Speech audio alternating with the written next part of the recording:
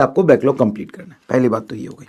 दूसरी इंपॉर्टेंट बात कि पर चैप्टर है ना, कुछ अच्छे लेवल के क्वेश्चंस अलग से रिकॉर्ड करके हम आपको देंगे, है ना, रिकॉर्ड करके देंगे।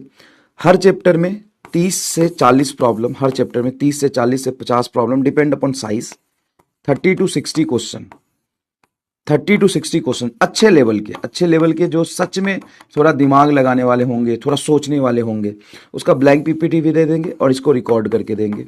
जैसे डीपीपी बी था ना, वही वाली चीज है, ठीक है।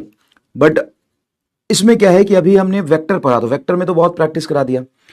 मोशन स्ट्रेट लाइन के अभी कुछ टॉपिक है जिसके सवाल अभी नहीं दिए, जैसे रिलेटिव मोशन के, मोशन अंडर ग्रेविटी के, ग्राफ के बहुत अच्छे सवाल नहीं करे हैं। तो उस बहुत अच्छे क्वेश्चंस का अलग से रिकॉर्डेड लेक्चर आया करेगा और उसका एक शेड्यूल बना देंगे सारे सब्जेक्ट का, है ना। ये मैंने सोचा था, सारे सब्जेक्ट का शेड्यूल बनाएंगे।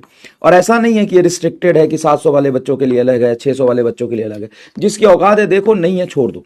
लेकिन इसमें नहीं समझ आएगा सबको, क्योंकि सबके लिए नहीं है, क्योंकि सबकी कैपेबिलिटी नहीं होती बेटा, सबकी कैपेबिलिटी नहीं होती है, इसीलिए ये सबके लिए नहीं है, ठीक है।